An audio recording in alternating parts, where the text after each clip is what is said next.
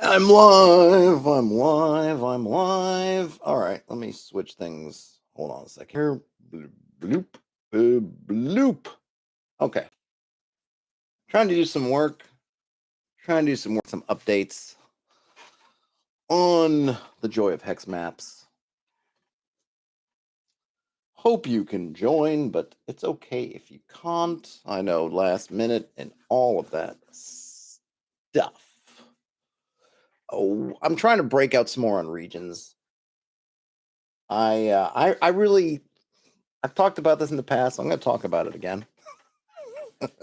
I've talked about it before. I'm going to talk about it again. I think it's so weird because I wouldn't call it. It's a top down approach, but it's not a top down approach.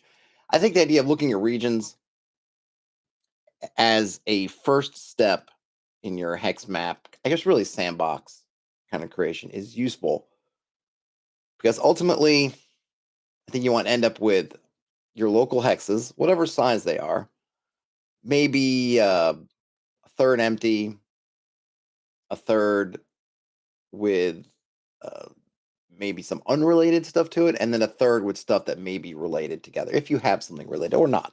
But I think you're looking at if there's a strand. This is kind of part of what I'm struggling with when I'm looking at these regions, how to define some of these things. I'm thinking about, and I should probably just make a statement. I think part of the problem I have is I don't want to make a statement. I don't want to say, like something like Beyond the Wall will say, hey, you're going in this area and there's a threat, and your goal is to take down the threat. Well, I'm trying to be a little more generic than that. I don't want to presume, because in the kind of games that I like and that I tend to run, it's not so black and white as, well, this is a threat and this is not. It's like, well, anything, it could be the threat. There's a dragon. Okay, the dragon could be a threat, but it's also kind of an opportunity, potentially, depending on your level and what you're on about and whatever the dragon's on about. So threat isn't the right word. I thought about maybe power. Like, what is the power in the region? Maybe that's a good word, phrase, term for what is the power? And the power is the thing that is has the biggest influence over the region. But I guess, look, just putting that aside for a moment, this idea of, okay, if we can just establish some stuff about a region, then that saves us a bunch of work in having to establish stuff for every individual hex. We can take what we've decided for a region, and that bubbles up. I guess if you want to look at the region kind of below, region, the bigger thing bubbles up in all the small hexes. Hey, Magnus. Hey, Brian. So if we define some things, and like here you can see on the screen here, defining their climate, polar, and I pulled these straight off of some educational kind of sites on the internet about the major climate zones, and it turns out there's basically six. Works great for me because it works right in the six-sided die, right? So we have, and these are not weighted at the moment, and maybe I would, if I was going to weight them using a 2d6 or something else, I would weight, continental and temperate being the most common, and then, that sort of a bell or bell-like hump around commercial and temperate, and then diminishing. But at the same time, you could pick what you want, right? So, you pick the climate zone, which I think is a good thing to think about. And for some reason, we don't. It doesn't often come up like, oh, what's the climate? You just kind of look at it. And granted, some of it's because we see the terms like desert and jungle, and that makes us some presumptions. But you can have cold deserts, you can have hot deserts. Uh, jungle. It's yeah, that's a tropical rainforest, but there are other kinds of rainforests that you can have. In any case, a lot of this, you still have the same general terrain applies. It's just, what does that terrain look like? A grassland in the polar is tundra. You know, a grassland, a forest in the polar is taiga. That kind of thing. Oh, if you're in a tropical, well, a forest in tropical zone is going to be your jungle. A forest in arid area. I mean, I don't know. It might just be a regular forest. Just, I don't know if there's a particular forest that exists in arid, but you could see how you just get different flavors of your basic terrain is still the basic terrain, but the flavor it takes might be different. But if we define a bunch of this stuff on the region level, then we're kind of saving ourselves some work on that local hex level. Like now that on the local hexes, we might have a collection like, okay, we're in this polar zone, so that might help us. And then taking this further, if we establish what is a hazard or what is the power, what are some of these elements that we know or we're saying for this hex, this is kind of what's going on. Then when we're building up that kind of 1/3, 1/3, 1/3 sort of rule, if we take 1/3 being essentially empty or empty, not having a not having a preset key to be determined, open key. Then we have 1/3 with maybe isolated, it's just what's happening there, keys. And then that other third of keys related to, well, then we have this region, we have this stuff, and we can kind of backfill in. And then I think I mentioned this and other things. If we're looking at, oh, there's a bunch of woods, we can come up with one. If we're going to come up with a hazard, like I had this woods that had this kind of killing mist that came came out at night. So if we have this one woods that's got the killing, and we say, okay, the killing mist, and that can apply to any of my. If I have this woods thing is 6 hexes long or 4 hexes long, whatever it is, they all have that particular thing. Great. Then now that's kind of I've got something for those hexes. I can do more because there might be things individually in those hexes too, but I've got something so that I feel like we're trying to sort of do the be the most efficient in our work. If we can do a bunch of work on this regional level, that saves us work on the local level. Does that make sense? So I had regions in here, but mostly I was just following, wasn't really doing my own thing with regions. I was really just following the hex crawl hashtag hex crawl 25 that also has its regions, but I think they're just doing it like here's the big hexes, here's the smaller hexes. What I've been thinking about, I did a little bit before of like, well, you can use them. It's not just have zoom out, zoom in. We can if you just set certain things up, then you can set it. You can right. And the things we set up originally was settled versus unsettled, which I always think about settled versus wild, and then just the terrain. And then we use the terrain of the region to dictate the probabilities of the terrain underneath, which is good. And then settled versus unwild, we can use that to kind of help determine sort of stuff that's in there. But I think we can take it further. And one of the ones is which is again, it seems like it's such a first question you should really asking is like, well, what part of the world are you building? Are you in the polar regions? Are you in this kind of highland altitude sort of region? Are you in sort of the main kind of continental which would be kind of most of Western Europe and North America and that kind of continental thing? Or are you more temperate? So you might think of like the South, or towards the South where it's kind of warmer, but it's not super hot and dry. And it's also not super hot and wet. I think, right. So those are good things to think about. I'm not sure why it took me this long to put that in here because I always kind of think about that. Like, I mean, I guess for me, maybe the reason why I don't talk about it so much is I tend to default to the kind of Northeast US sort of climate zone as my initial climate, which would be in this continental zone. So I don't tend to all of a sudden jump to, hey, I'm doing something in the jungles because I just don't know that much about them. And I just tend to stick with what I'm familiar with, at least to start. But it's obviously worth noting that you don't have to start there. And I think thinking about it in advance helps just clarify things. Because if you're in a desert or if you're an arid thing, then you don't really need to worry about jungle. Or if you do, then it could be that cool thing of, well, why is there a jungle in the middle of the desert?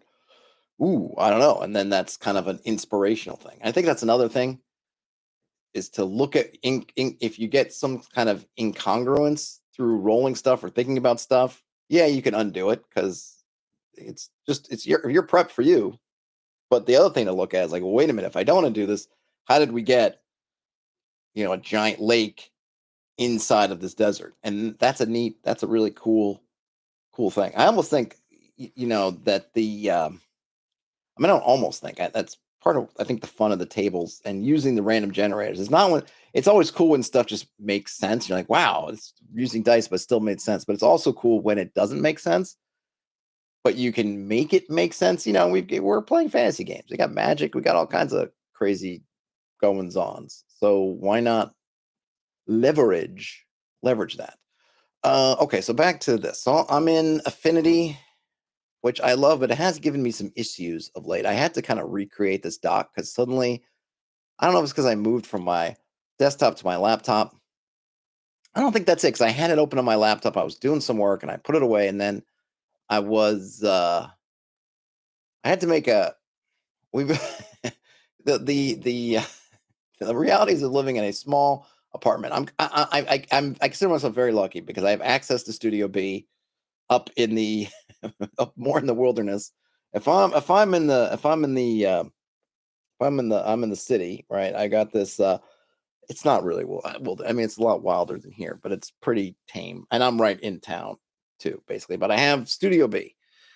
And I had to go up to Studio B Sunday to take something off, to drop it off and bring something else back. Basically, we've got stuff going on towards the end of this month, family coming and staying, and we don't have we've got no room for things. So we kind of have to swap things out. Like, oh, we've got this kind of it's a spare bed, but it's sort of a camping bed style. So it's got the full sort of frame. It's light, well, relatively light for sort of camping, but it's got the frame and it's got a mattress and it's pretty good. But it's up in Studio B because we couldn't we just can't we cannot just can't store it. We don't have room to store all the stuff here. So but because the family's coming, we're gonna need it. So I had to go up and get it. Also, there's a board game up there that some folks I know want to play, and I was gonna play it, and I was like, wait a minute, we're that game's not here. Took it up to Studio B, so I brought that back, and I also had to take up I had to take a couple other things. So it was kind of a practical trip. Uh, Bed talk. Brian assumed the cot in a 24/7 gaming cave. Yeah, there's no. I wish I had a gaming cave. No gaming cave here. Um, so yeah, I had to run up. And yesterday I could have streamed yesterday. I really wanted to stream yesterday, but then I was also feeling not yesterday because yesterday too. So Monday I was up at Studio B. I was all by myself, and I was just ended up just farting around doing other stuff, and then I didn't have the energy to stream because I was kind of kicking myself. I meant to. I totally meant to stream, and I just let myself get distracted, and I didn't. And then yesterday I probably could have, but it was a bit. I would have been a bit rushed because the other thing too, not the other thing, but when there we go. It's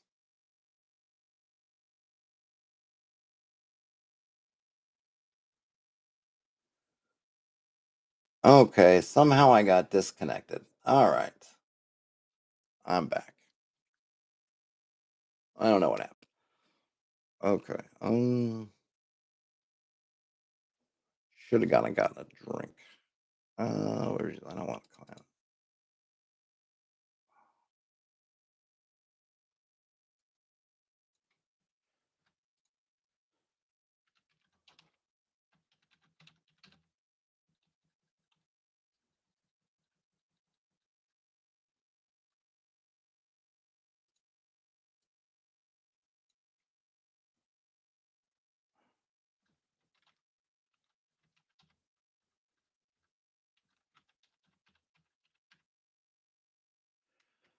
Let's see here.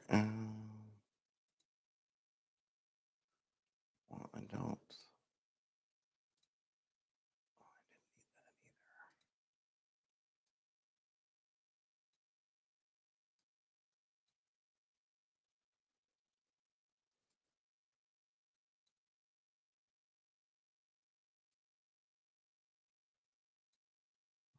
Not what I wanted.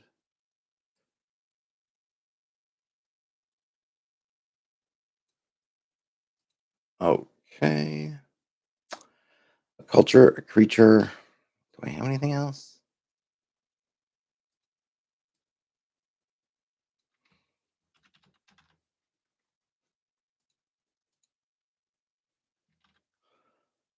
Um, let me let me see something.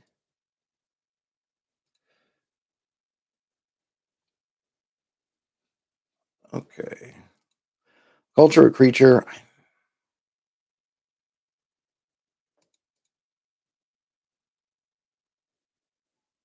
Hmm.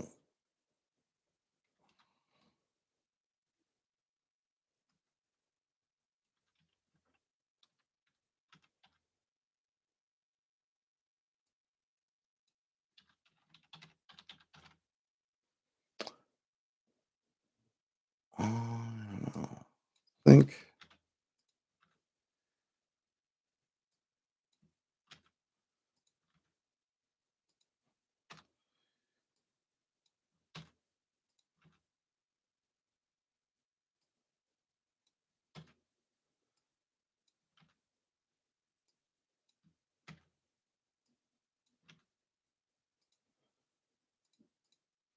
All right, a culture, a creature, a force, an outsider.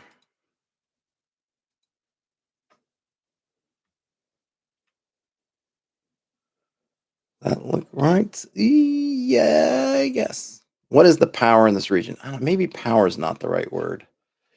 I don't know. I don't know.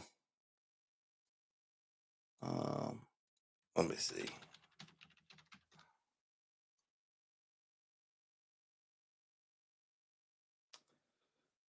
Looking for words.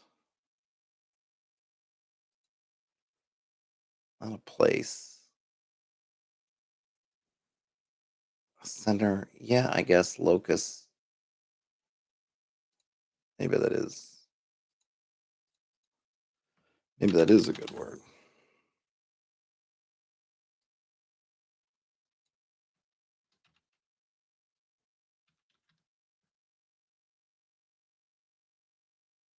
And then we get it's either going to be a culture, right? I.e., this is where the dwarves, the men, the whatever, some humans, or some the humans of the whatever region, or a creature, which there's overlap. I would say if you were talking about humanoid types, organized types, I would say that's a culture.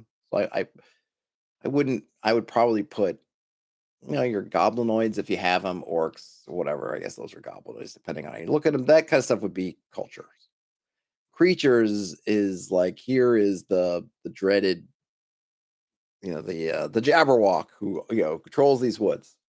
Not really, not in doesn't necessarily not to be unintelligent. I would put a dragon if a dragon's kind of it's not the head of some big, if it's a dragon on its own, or on its own, like it's not part of a bigger unit. It's not the empire ruled by a dragon, or a dragon and a bunch of its kobolds or whatever people, but it's literally like here's where a red dragon lair is pretty much on its own or in its own kind of family. That would be kind of a creature.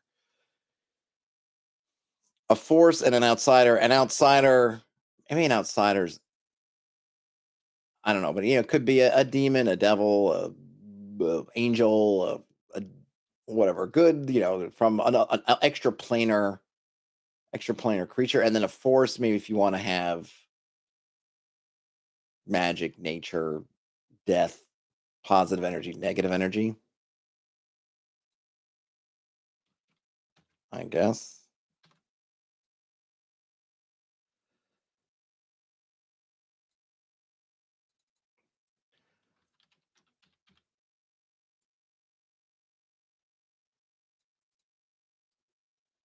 So we could have nature, magic, positive energy.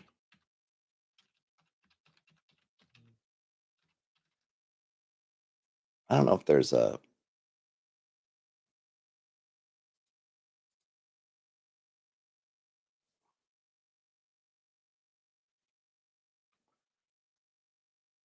I don't know if there's anything. I don't know if death could be. I would you think death would be its own, or would it just be negative energy? It could also be nature. I think we could leave some. Could leave some things up to the imagination.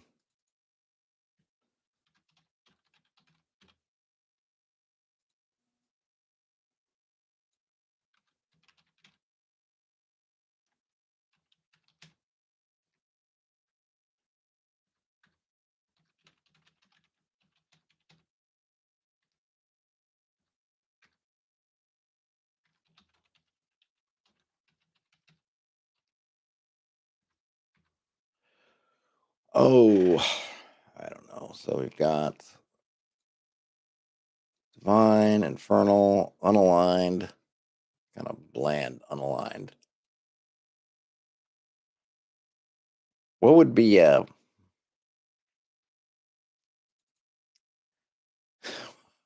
would the kind of Cthulhian, just sort of beyond.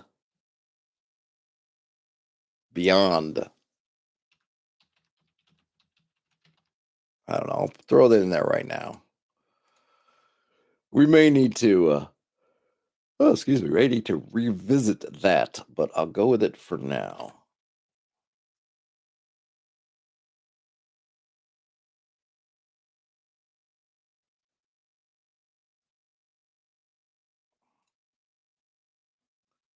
Actually, you know what? Let me. I should organize these. So we got these.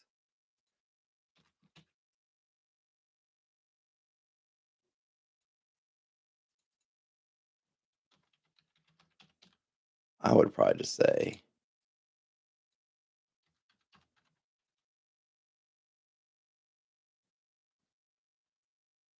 awful.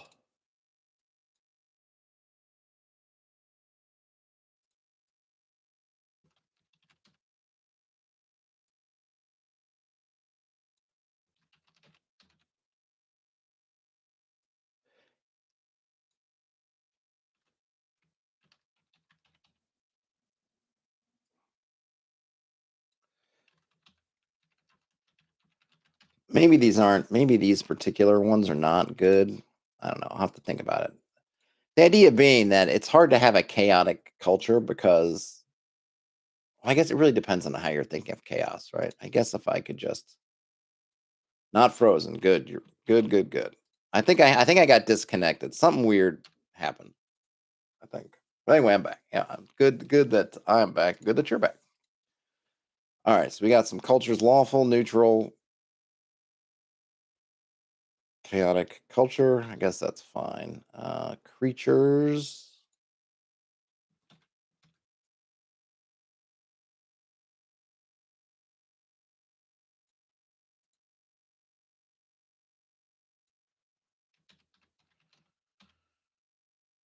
Or creature.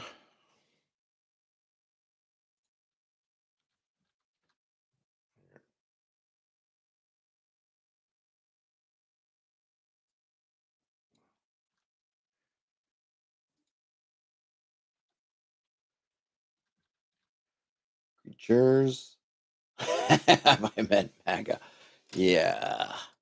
I mean, yes, I must concede there probably are some chaotic cultures out there. Okay. So let's see. So this one I'm going to say, I hate to say weak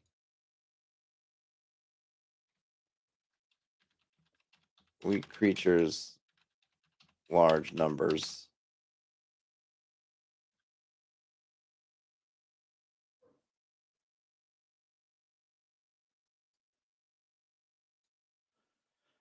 I'm not sure. Weak creatures in large numbers.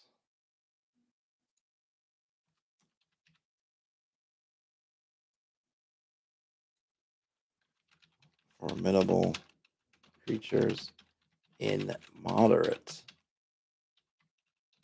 numbers. Or, and then finally,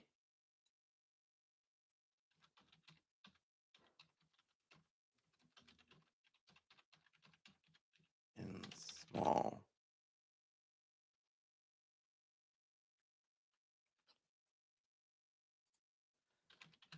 Singular creature or in small numbers. Does that make sense? I always, it's one of those, just one of those things. I always think in, should I extend this all the way across?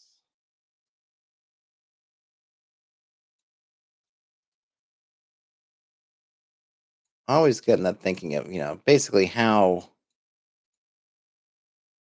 probably add some space in there too. How, how, how much how much detail I want to put in these versus just being kind of very broad. I do think, you don't need to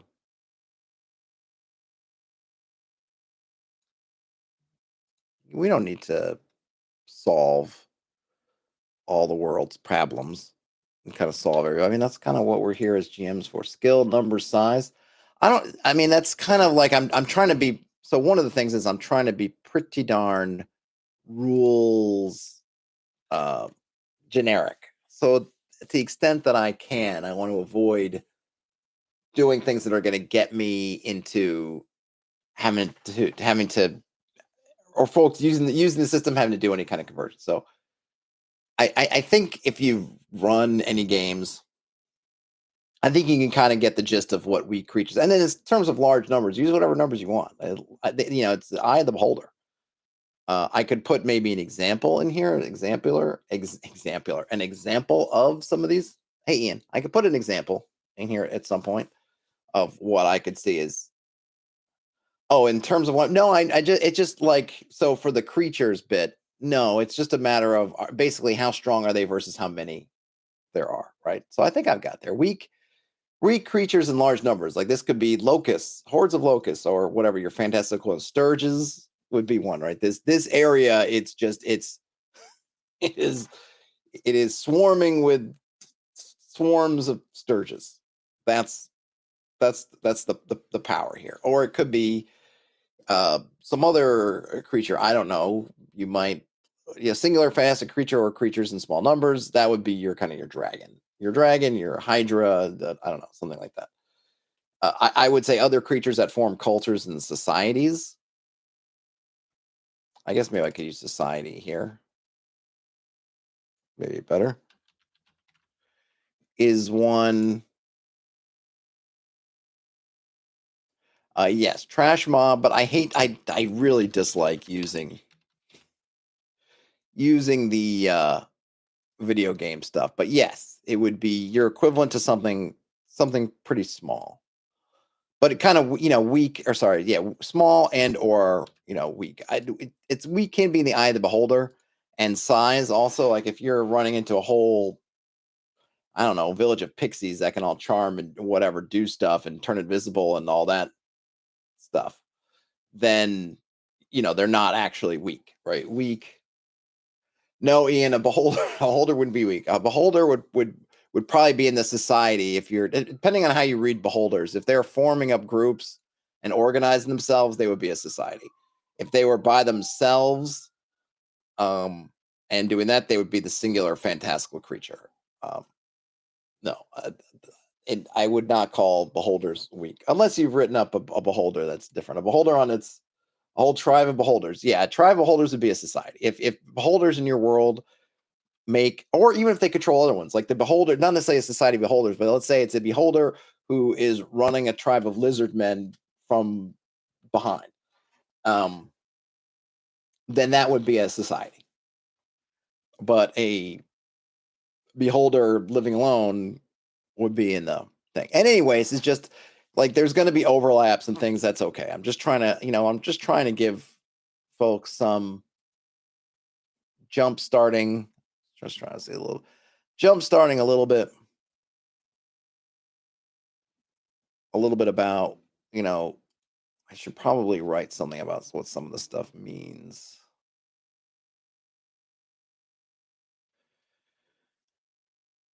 Uh, how much do I want to write about how much this stuff means is the question.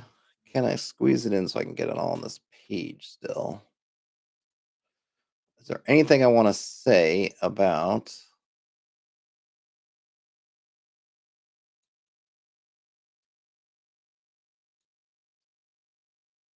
about wrong way? Okay. What did the dictionary have? I just had that dictionary entry out.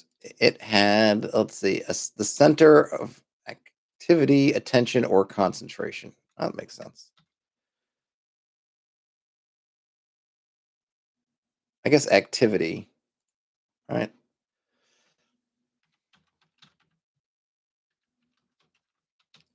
It's the power behind the activity or lack thereof within a region.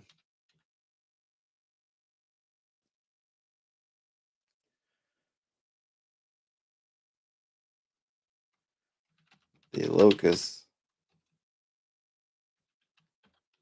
Let's see. What's the word I'm looking for? Consciously or by its mere presence controls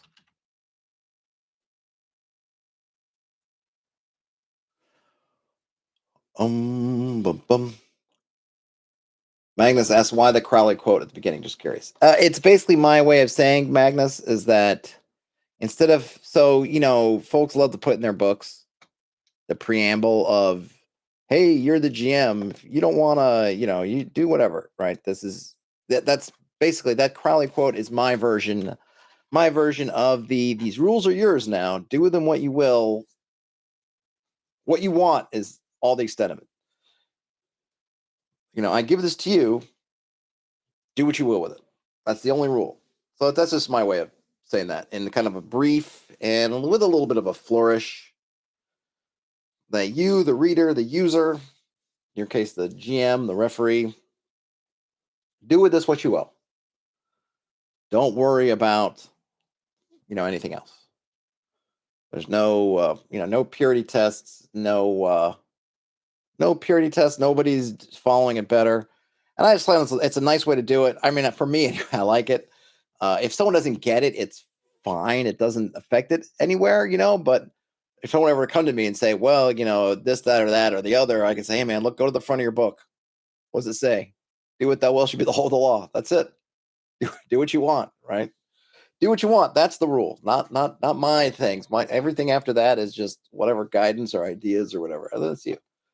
Scary guy, Crowley. I mean, I guess it would have been. He's someone I thought it would have been interesting to meet. Maybe in a neutral location under an assumed name. I don't know if I ever got the vibe that he was scary. Certainly, because I've read some stuff about him. I mean to read some stuff about Madame Blavatsky too, who I guess was not his forebear, but kind of the sort of, I don't know, what would you call? I guess he was sort of she came first in terms of what theosophy and that kind of thing. He was a really great at, what was it, like cliff climbing? He was an expert or a champion of climbing the cliffs of Dover and doing some stuff. And but yeah, I mean, I think he wanted to kind of be a scary guy. I feel like you look at some of the surviving pictures of him, and he's definitely trying to put out spooky dude vibes. And yeah, I'm sure it does depend on who you ask, also. But he seemed like an interesting person who wasn't really, I don't know, it didn't seem like he was out to do horrible things. I mean, I guess it depends on how much, if you believe in that, where your belief is, then what he's doing can seem super dangerous and obnoxiously, playing with people's, playing with the universe in a way. But he definitely was a character. All right, the locus is the power behind the activity or lack thereof within a region. The locus, consciously or by its mere presence, controls the region.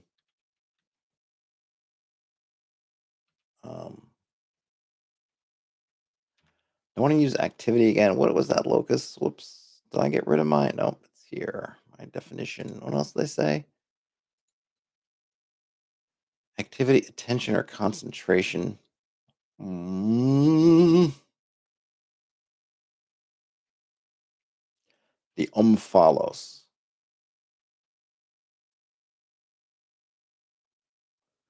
Yes. Yes. Oh, synonyms of locus. What do we got? Center, well, I just went through there. Okay. Brian says, with the proper rituals, you can ask him yourself. Yeah, not going to do that. I'm not going to say I believe in all that, but I'm wary enough that, I'm not going to be open up any doors. Not going to be doing that. Or again, under an assumed name in somewhere that is not my house. Terrence says there's a great Dio song of it. Hey, pour a little out for Ronnie James. Ronnie James is shooting that rainbow in the dark right now. He's probably talking to Crowley right now. The locus is the power behind the activity or like there within the region. The locus, consciously or by its mere presence. I guess I'll just leave it like this. There's something else I want to say. It's not like they fine, I guess. Oops, I meant to give this a little. Where's my? I'm in the right persona. Where's my super suit? I don't have text right there. There we go. Top, bottom. I want to say 12 points. Yeah, I know. I know. There we go. No, I will not. I will not be the main character in a Hellraiser movie. Thankfully, so. Absolutely not.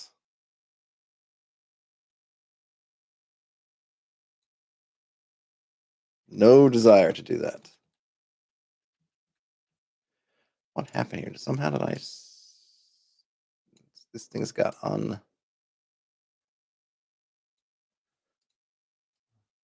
happened to you? Oh yeah, I wanted to put. I wanted to put a little distance in there. There we go. Okay. All right. Oh, is it too much spacing? It's kind of a lot. Oh, it did it everywhere. I didn't want it to be everywhere. I just wanted it to be the bottom. That was my first mistake.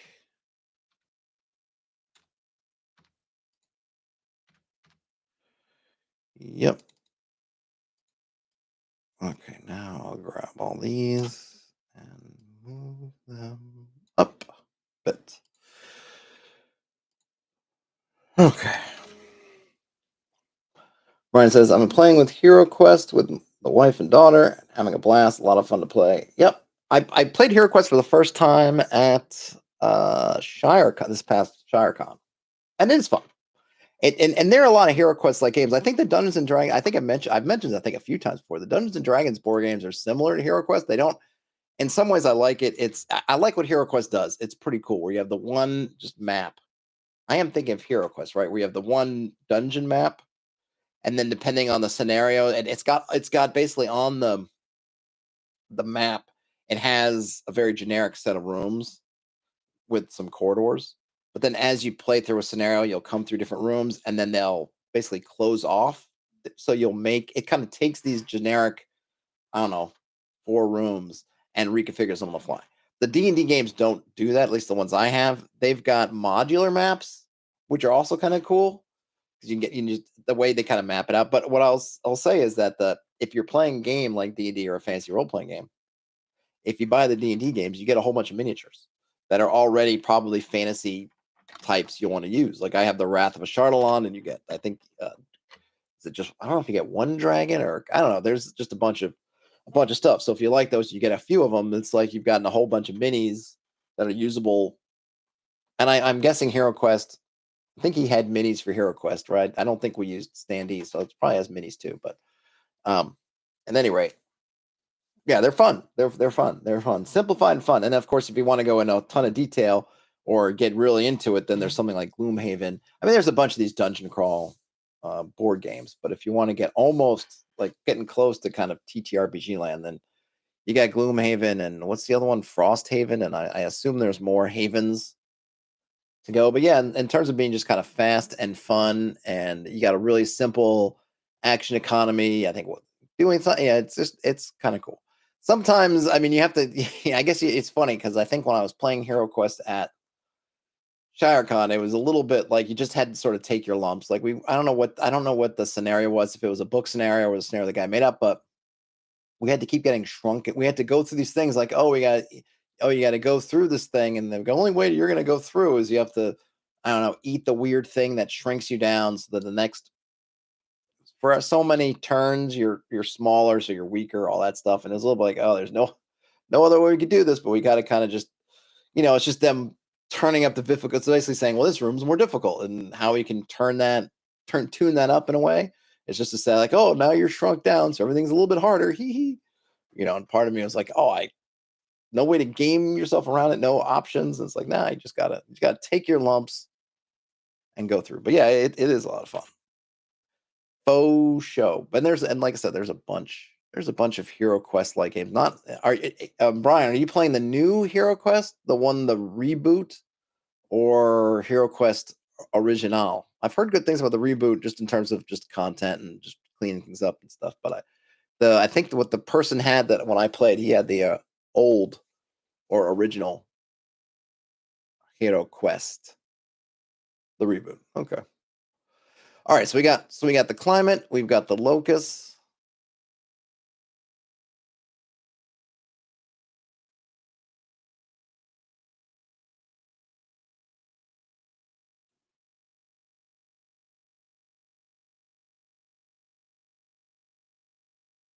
Oh no, your brother sold. Yeah, I had so much stuff that I lost. I hear you. It stinks.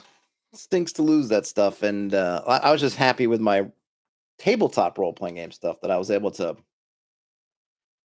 rebuy it now, maybe 10 to 15 years ago, something like that, when the prices weren't crazy. And it's funny. It's almost like a thing to think about, is that waiting for another, like, I just started biting the bullet and getting stuff, and it's always like, well, I can get it later. And I'm so glad I didn't do that with this stuff, because I just wouldn't have it. So sometimes, when you see something across something, I think like, well, I could wait. It's like, maybe not wait. I'm not saying go out and buy everything you get, but sometimes you just got to kind of bite the bullet. Otherwise, you'll lose out. And I'm so glad that I went through and did that. Now, nothing says that original Hero Quest figures have been their default RPG minis for 25 years. Well, there you go.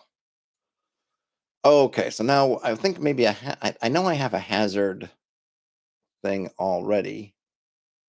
Should I do some different hazards? Should I move locusts over a page and do hazards for each one of these? Um, I don't know. What am I thinking? What am I thinking to do?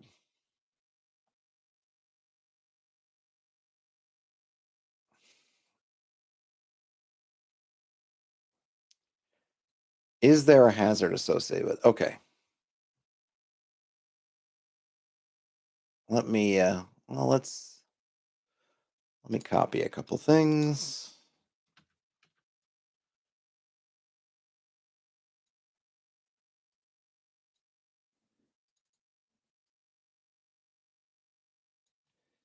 Is there a hazard associated with this region?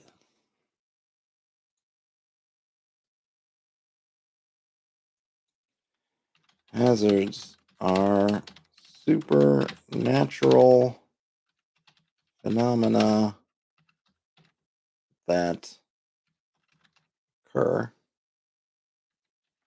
in the region. Usually, hazards provide challenges to creatures that attempt to operate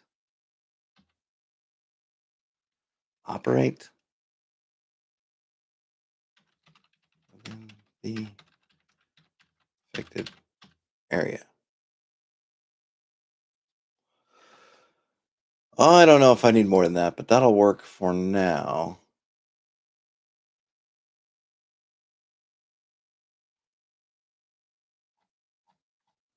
I think, yeah.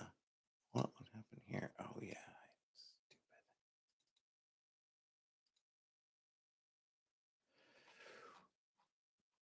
I probably should move some of the stuff about terrain type. Terrain type.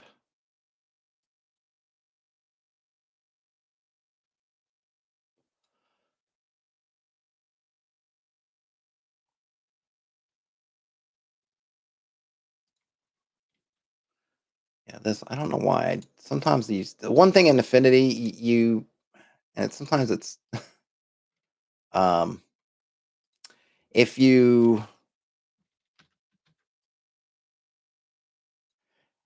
it will use as kind of your default for your next thing.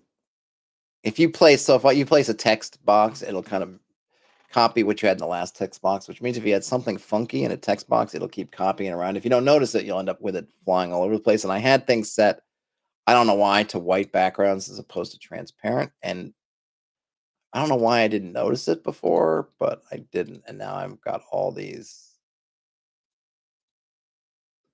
X's filled with white that I forget about, and then I gotta go through and fix.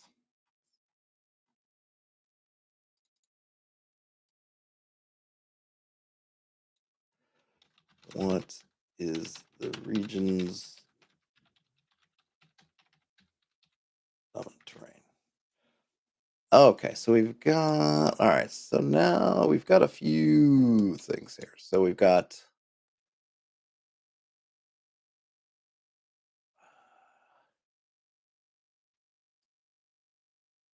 yeah, I have to move things over. I have to move some things over. I'm just gonna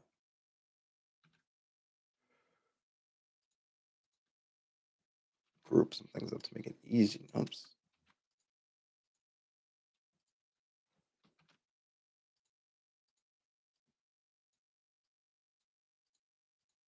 Hold on, what did I do here?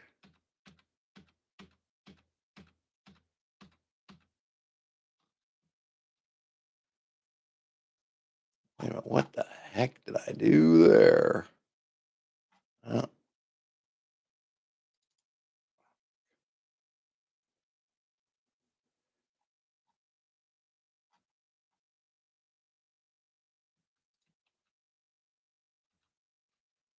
What?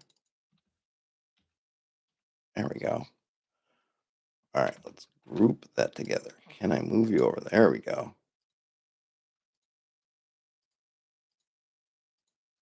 We'll group that together. Move you over here.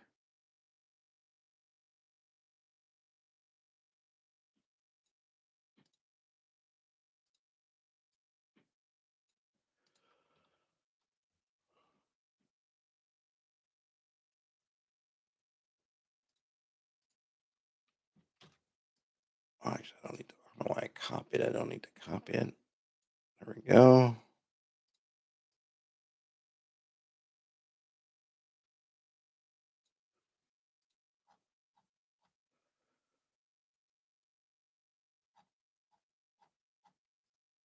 Now, where did I have hazards somewhere else?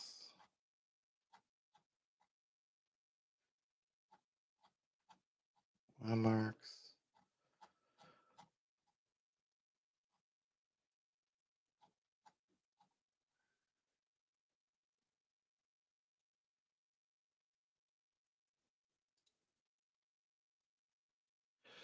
Man, I might need to put this in its own page. I guess if I'm going with the cookbook kind of vibe, just gonna have to settle for some stuff having its own page. It seems like if I'm gonna use hazards in multiple places,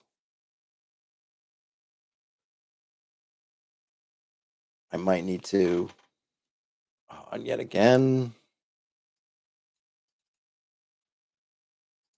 stupid white fill that I didn't do on purpose. It's haunting me now. Okay.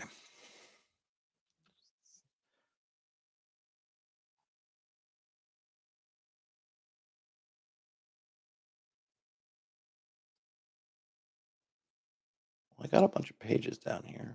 So let us embrace at last.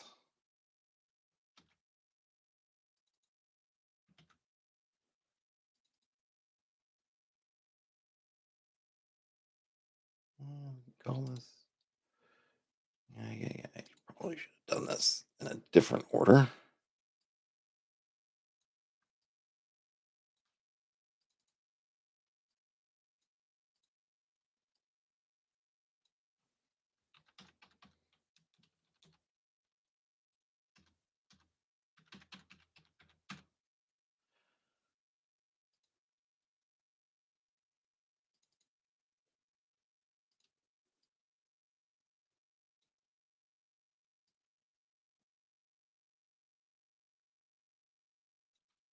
Okay, so now we got hazards. Sorry for the silence. And feel free to ask me questions or do anything like that. Oh, where's my phone? 'Cause my oh no. Hold on a minute. Uh-oh. Give me 1 minute. I gotta find my phone because I'm gonna need to stay in communications with my daughter. What's my favorite ice cream flavor? Vanilla chocolate chip. I'm a classic guy and I like a classic flavor. All right. I'll just vanilla chocolate chip. Yep. Be right back. All right. I'll be right back. Be right back.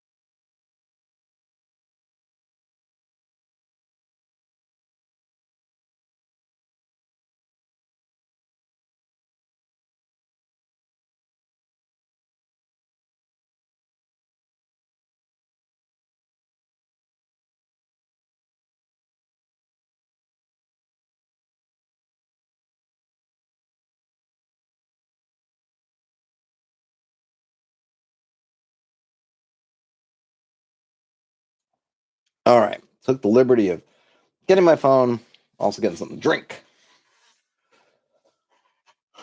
Okay. Hazards, environmental phenomena, for hazard type. Yeah, so basically we looking at three different types of hazards. Heading two, yeah. Two. I also want it to be.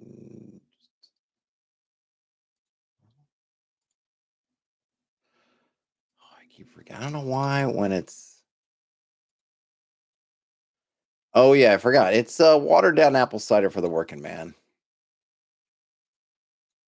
I need to get better at just drinking water. I like, me, I like the flavored seltzers. So another way to just get a little bit of flavor is get a little bit of apple cider or some other kind of juice, and then water it down. I do drink water, so I'm trying to get better about it, but it works. So yeah, watered down apple cider. And here in the Northeast, we got tons of apples. I mean, it's not apple season, but lots of orchards, lots of apples. Okay, so we got hazards, right? So that can be its own thing. So I will be able to say, see page so and so. Actually, there we go. See page so and so. Is that A or is that which one's got the page numbers? Oh, it's actually B. Adoy. Apply master. Okay, there we go. Water down the water is too spicy. Oh yeah, you drink that powdered water, Brian. You add water and stir. Yeah. Yep, yep, yep, yep, yep. All right, so that's hazards. So now I'll be able to. Oh, hear more of those stupid things. All right, got out of there.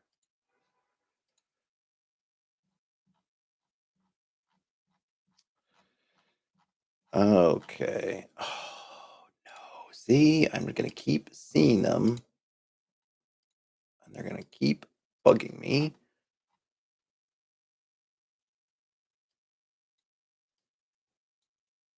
And for some reason, because I took off the bolding, they changed sizes or something. I don't even know why they're doing that.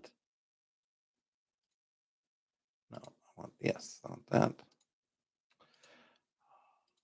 There we go. And let's turn off that fill. No, not you. You turn off the fill. All right, I'm gonna have to come back through there and do it later because this is boring for everybody, including myself. Let me at least fix these.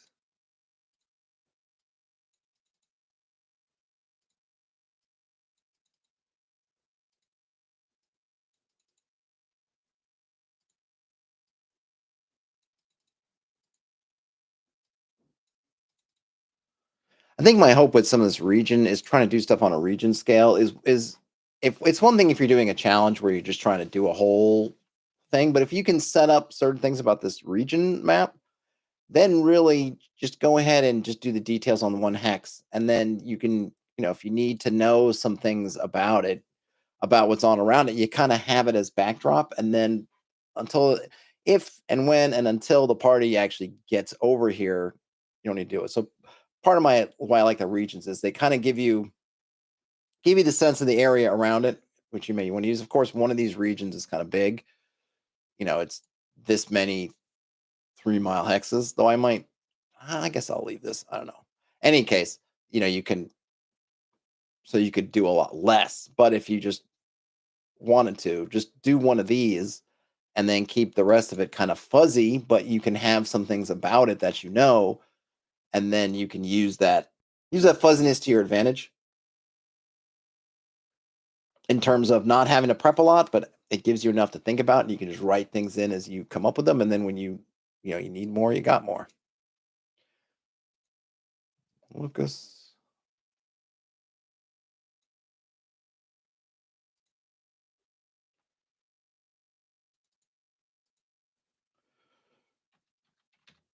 see, check the locus headline. What did I miss, Arno?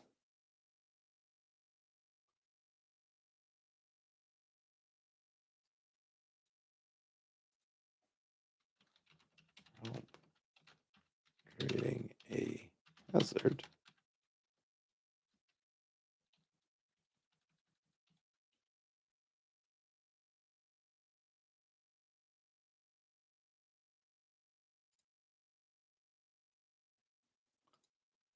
The locus headline. What is the locus? Oh, of this region. Yes, thank you. Okay, that's what you meant. What is the locus of this region? Thank you very much. Locus is the power behind the activity or lack thereof in the region. The locus consciously or by its mere presence, I don't know, exerts.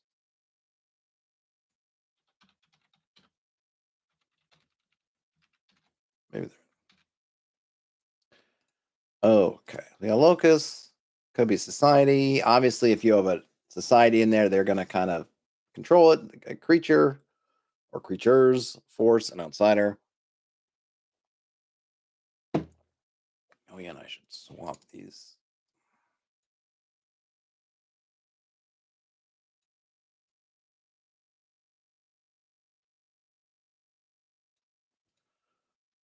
So just because they kind of go in order. Okay. What else do we want to know?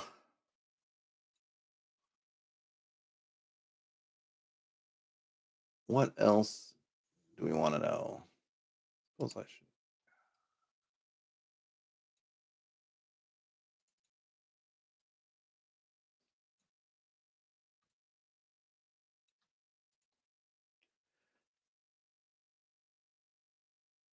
Mm-mm-mm-mm.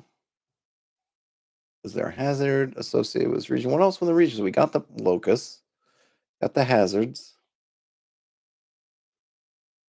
What else? So the idea here is I'll just for giggles and crits. So if we had a region, right? So let's roll up a region. So I guess I'll just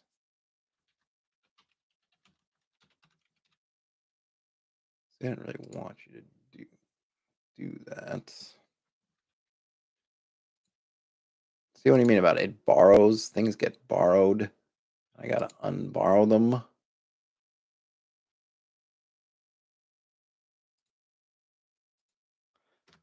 So let's roll some dice. Okay. We've got 5. So it's an arid region of, say, dominated by 2 woodlands. Now, I don't know, just for kicks, we could look. It doesn't really matter, but I'm just going to do it just because. Forests in arid climates. Do we get anything? What do we get? A delicate balance. Okay.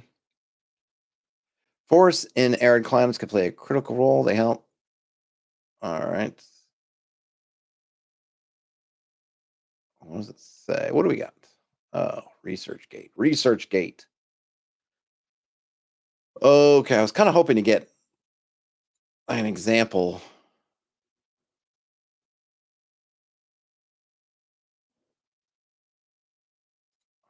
What is this? Is there a good example of a? Well, I guess I just examples of forests in arid climate zones. Something good there. I mean, there's all kinds of stuff. Tropical dry forests.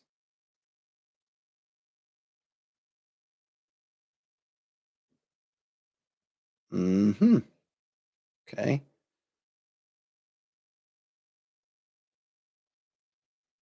Tropical dry forest. All right.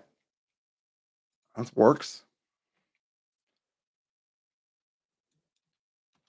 Okay, a tropical dry forest.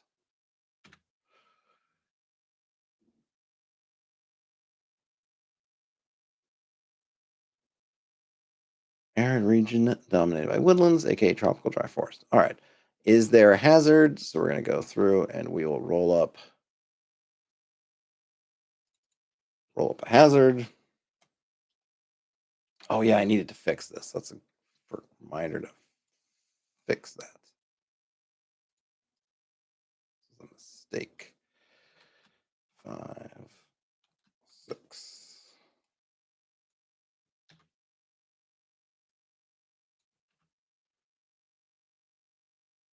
Oh, Arno says something like forest plan to keep back deserts. Yeah, though I'm guessing they happen naturally too. Brian says they have pine trees on sand dunes, dry forest. Yep. I wonder though, Brian, where are you again? I forget. If I'm wondering if you would be considered an arid, if your climate would be arid or not. But it doesn't really matter. All kinds of funky things in nature, and of course, we're playing fantasy games, so where it does not exist itself, we can make it so. So I need to roll.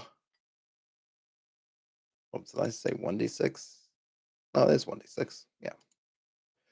Okay, for inspiration, use table below. If both dice, all right, so roll the hazard type. So first we're going to roll the hazard type. We got 3, so it's a terrain hazard. So we have hazardous terrain, and then we're going to roll 2 dice for the terrain. I got 6 and 3, so just 6. Oh yeah, 6 and 3. Sorry, so 6 is overgrown and 3 is moderately. Okay, that is. So we can come back up to our example. All right.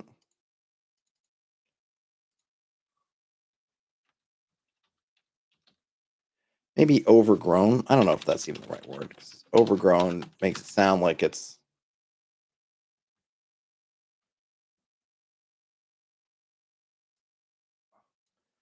not modern, moderately.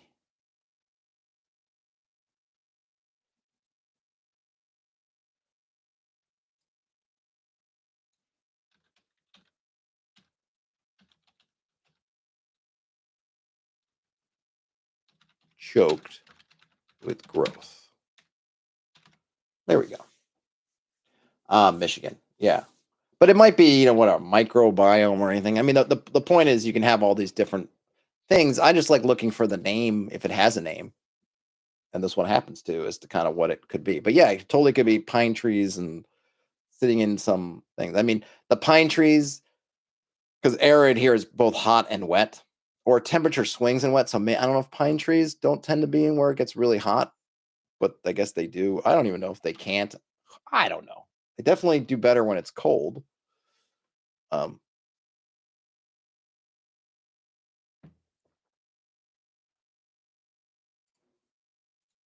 right. So we got our arid climate region dominated by woodlands. That would be the terrain.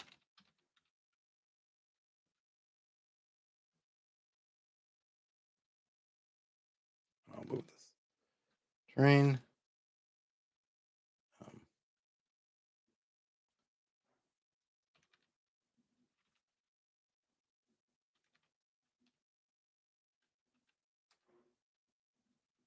aka a tropical dry forest that is moderately choked with growth, which would be the terrain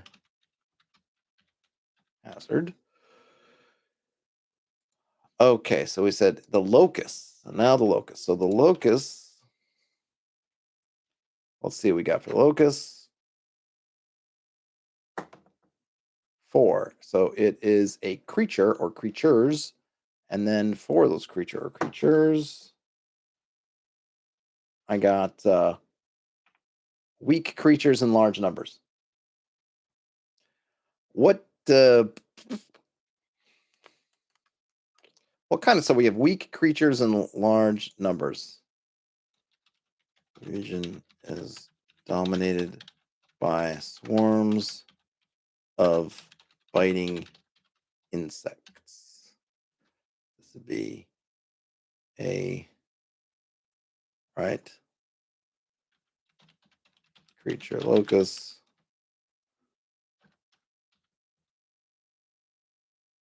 Oops. Locus, weak creatures in large numbers.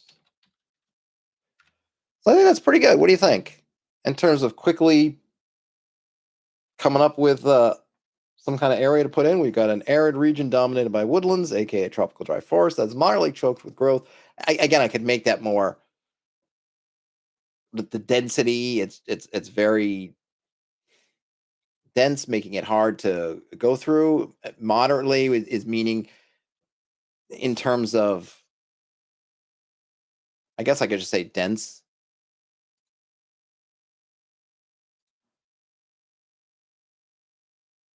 I don't know. I'm trying to write it so that it's very clear what is happening here. So, is choked with growth. I guess densely moderate. I'll put in here moderate. Maybe that's better. Moderate terrain hazard. The region is dominated by swarms of biting insects. I'll just say the forest. Forest is dominated by swarms of biting insects, locust, weak creatures in large numbers. It couldn't be. It could be anything. We could have it be pixies, and maybe I'll rewrite this, and I'll be like, and there's these little fairy folk, little spirits, right? Just anything. Just that individually, they're not. Obviously, the part with the point of a locust is that they are controlling, either by its presence or by their efforts, are kind of, they control what happens here. You're able to do what you do despite or at the pleasure of these things. Or if it's a natural thing, like it's all kinds of storms that you have to work around the storms or whatever it is. So it could be anything, right? The swarms of biting insects is horribly mundane. we could come up with lots of more fun stuff, and maybe I'll rewrite it too. But just in terms of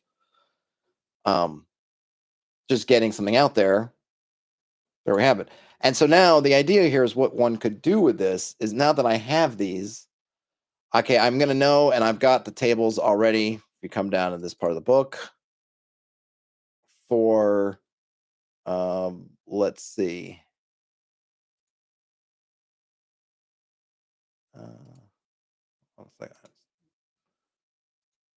Oh yeah, because these all got blanked out. I was wondering, like, where did my headers go? That's why. We know from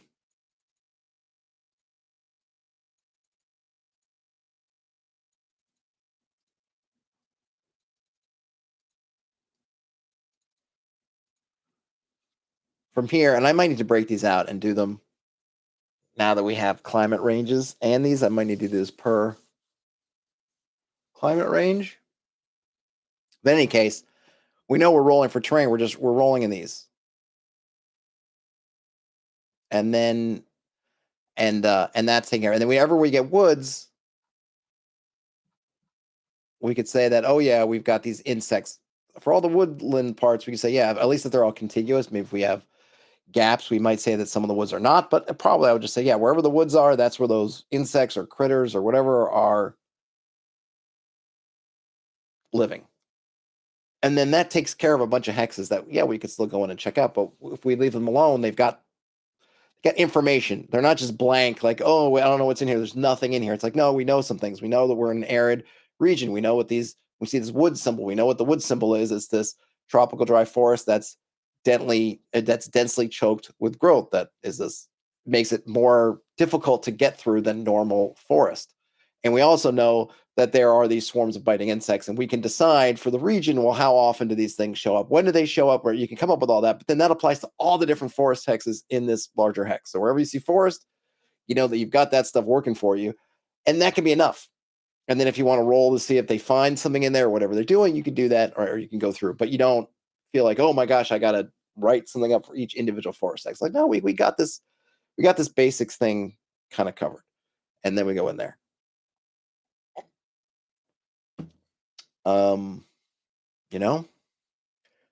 You know what I'm saying? Okay. Where are we at on time? All right, we're over an hour. I gotta make sure I'm available for my daughter, who hasn't called in yet. Oh, wait a minute. Hold on a minute. Let me mute so I can take this. Hear this.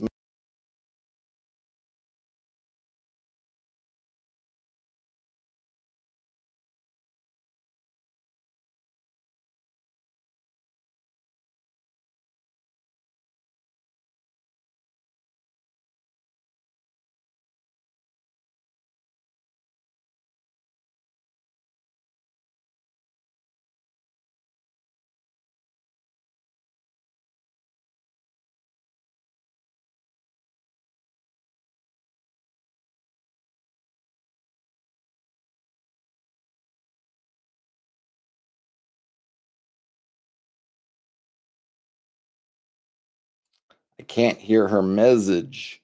All right, I got to deal with this. All right, folks. I think I got a jet. So game on, everybody. Talk to you later. Bye now.